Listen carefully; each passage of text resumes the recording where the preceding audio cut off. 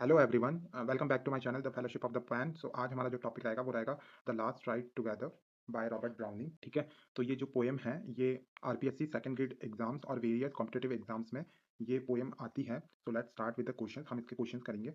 So what is the central premise of the last ride together? Central theme क्या है इसकी? तो central theme क्या थी? जो स्पीकर होता है उसकी बिलवर्ड उसके प्रपोजल को रिजेक्ट कर देती है, तो भी वो ऑप्टिमिस्टिक होके एक लास्ट राइड टुगेदर ऑफर करता है उसकी बिलवर्ड को। तो इसका आंसर हो जाएगा B, a rejected lover asking for one final ride with his beloved. ठीक है। Question number 2, the speaker in the poem is, speaker जैसा कि मैंने बोला ऑप्टिमिस्टिक, और जो उसकी जो बातें आगे होगी वो फिलोसॉफिकल टर्म्स में होगी। ठीक है। What is the specific rhyme scheme use in, rhyme scheme जो इसमें यूज हुई है, तो जो रॉबर्ट ब्राउनिंग ने इस पोएम में 10 स्टैंजाज यूज किए हैं। 10 स्टैंजा है। ठीक है, और पर स्टैंजा में 11 लाइन्स है। ठीक है, तो 10 स्टैंजा है, हर लाइन हर एक स्टैंजा में 11 लाइन्स है। ठीक है, और जो राइम स्कीम फॉलो की है वो है A A B B C D D E E E C. ठीक है, तो इसमें जो है ये आप थोड़ा अवॉइड करना है इसको। ठीक है, इसका इसमें ए ए बी, तो फर्स्ट वाला हम ले लेंगे क्योंकि अगर पूरा तो इन्होंने नहीं दे रखा, तो ए ए बी बी। ठीक है। आई sad then dearest since TISS so, since now at length my fate I know, what does fate imply? यहाँ पे जो फेट है उसका मतलब क्या है, एक बार वापस देखते हैं। आई sad then dearest since TISS so, since now at length my fate I know. तो यहाँ पे फेट का मतलब है जो कि जो बिलवर्ड है उन्होंने प्रपोजल था उसको रिजेक्ट कर दिया, his final rejection by the women. तो यही यहाँ फेट का मतलब है कि जो स्पीकर है उसे पता है कि उसका फेट क्या है। ठीक है, तो यहाँ पे जो फेट का मतलब है वो है finality of women's decision to end their relationship. ठीक है। Question number 5, how does the women react to his final request? तो जो फाइनल रिक्वेस्ट स्पीकर ने रखी थी कि हम एक लास्ट राइड टुगेदर पे जाते हैं, तो जो बिलवर्ड थी उसने क्या आंसर दिया? तो शी स्क्रीम एंड रिफ्यूजेज, नहीं, she remain silent but agrees. हाँ, तो option B, like she remain silent and she agrees. ठीक है, जो वुमन थी, जो बिलवर्ड थी, वो साइलेंट तो थी लेकिन उसका जो पैसिव कंसेंट था, लाइक उसने ना भी नहीं किया था, तो इसी की वजह से राइट पॉसिबल हो गई। Question number 6, the speaker compares the ride to, जो स्पीकर थे उन्होंने राइट को किससे कंपेयर किया था? तो मिलिट्री पैरेड से किया था, या फिर द फाइनल जजमेंट से किया था, या एन इटर्निटी ऑफ ब्लिस से किया था, या अ बिजनेस मीटिंग। तो जैसा कि हमने पहले देखा कि वो फिलोसॉफिकल टर्म से बात करेंगे, तो सी वुड बी द करेक्ट। ठीक है, लाइक ऑप्टिमिस्टिक होपफुल लवर की तरह बात करेंगे। ठीक है, स्पीकर तो एन इटर्निटी ऑफ ब्लिस। ठीक है, और वो ये इमेजिन भी करते हैं कि जो राइट है वो extended into an infinite moment. ठीक है। Question number 7, what does the poet say about the failures of life?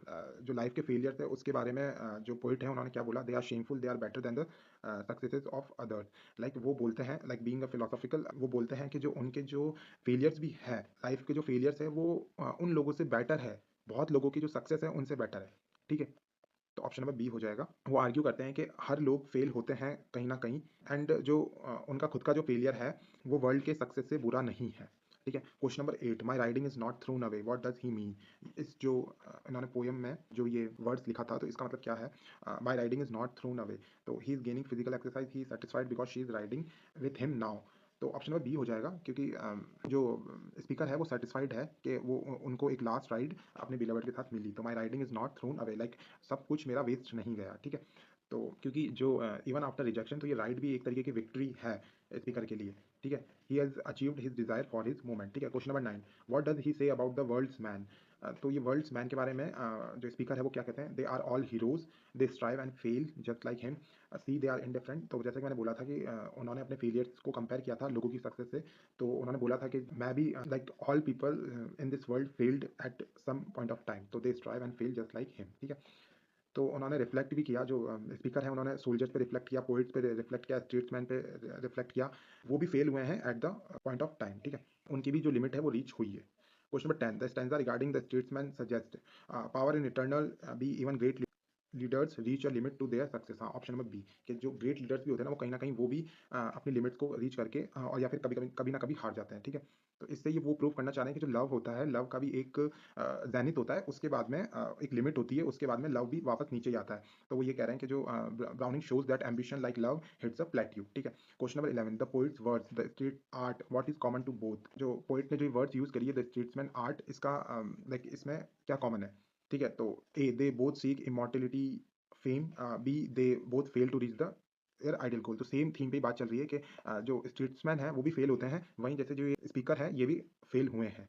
ठीक है? तो जो ये बोथ जो पोएट और स्टेट्समैन हैं इन्होंने रियलाइज़ कर दिया है कि जो उनका वर्क है वो कहीं न कहीं कम पड़ गया है, ठीक है? जितना वो अंदर से चाहते थे उनसे वो कम फॉल शॉर्ट है, ठीक है? Question number 12 which genre is the last ride together? ये कौन से जॉनरा में है? तो ये ड्रामेटिक मोनोलॉग में लिखी गई है। अब ड्रामेटिक मोनोलॉग होता क्या है? ड्रामेटिक मोनोलॉग पोएट्री का वो जॉनरा है जिसमें सिर्फ़ जो स्पीकर होता है वही बात करते हैं। वहाँ सेकंड पर्सन भी प्रेज़ेंस रहते हैं लेकिन वो थ्रू आउट द पोएम कुछ नहीं बोलते। वो एक साइलेंट लिसनर होते हैं, ठीक है?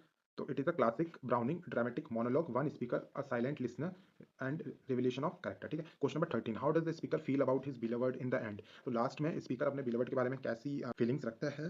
तो A bitter and hateful, B respect and grateful. तो एज वी नो जो स्पीकर थे वो बहुत ज़्यादा ऑप्टिमिस्टिक थे, तो लाइक इवन बिलवर्ड ने उन्हें रिजेक्ट कर दिया लेकिन वो रेस्पेक्टफुली और ग्रेटफुल थे कि उसने एक लास्ट राइड के लिए हाँ बोली। ठीक है? Question number 14 what is the central philosophy of the poem?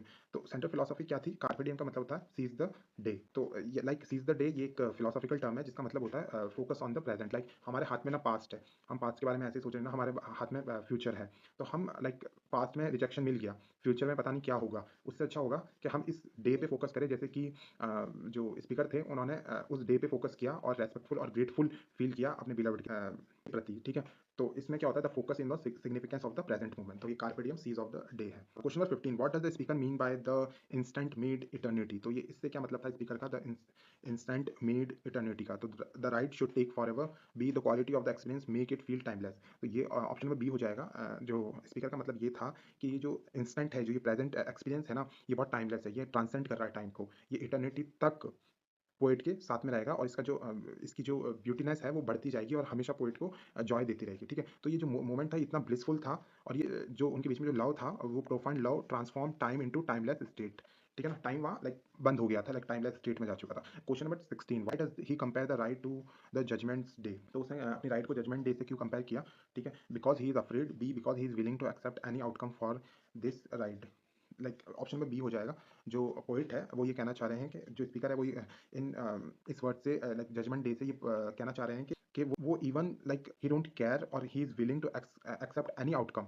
Like कुछ जो आज उन्होंने अपने बिलवर्ड के साथ में जो टाइम गुजारा है इसके बदले कुछ भी आउटकम फ्यूचर में उन्हें मिले उन्हें एक्सेप्ट है, इवन उन्हें हेल में जाना पड़ जाए। Like he would risk the eternal damnation, मतलब हेल के अंदर इटर्निटी के लिए रहना, just for his final time. Like इस राइड के लिए अगर उन्हें फ्यूचर में हेल में भी डाला जाए तो he would accept that. Question number 17 which line best captures the poem's theme of acceptance? Like कौन सी लाइन डिपिक्ट करती है कि पोएट ने एक्सेप्ट कर लिया था जो भी उनके साथ हो रहा है? तो the world slows down, B who knows but the world may end tonight. तो जैसे मैंने कहा था कि लाइक ये जो रॉबर्ट ब्राउनी की ये पोएम है ये कार्पे डियम पे है, लाइक प्रेजेंट में फोकस करना। तो वो फ्यूचर के बारे में नहीं सोच रहे थे, तो उन्होंने एक्नॉलेज कर लिया कि लाइक कल को क्या पता वर्ल्ड एंड हो जाए। ठीक है? तो ये रिफ्लेक्ट करता है कि अर्जेंसी ऑफ द प्रेजेंट, के प्रेजेंट पे फोकस करो, कल क्या होगा किसी को नहीं पता। ठीक है? क्या पता कल दुनिया खत्म हो जाए, तो अर्जेंसी ऑफ द प्रेजेंट पे। ठीक है? Question number 18 the speaker views the ride as? Speaker ने राइड को कैसे देखा? The consolation prize, the greatest success of his life. हाँ, क्योंकि वो ऑप्टिमिस्टिक थे, ग्रेटफुल थे, तो उन्होंने इस चीज को ग्रेटेस्ट सक्सेस देखी अपनी लाइफ की। ठीक है? अपने बिलवर्ड के साथ में ये राइड को, और ये अल्टीमेट विक्ट्री की तरह भी देखी। ठीक है?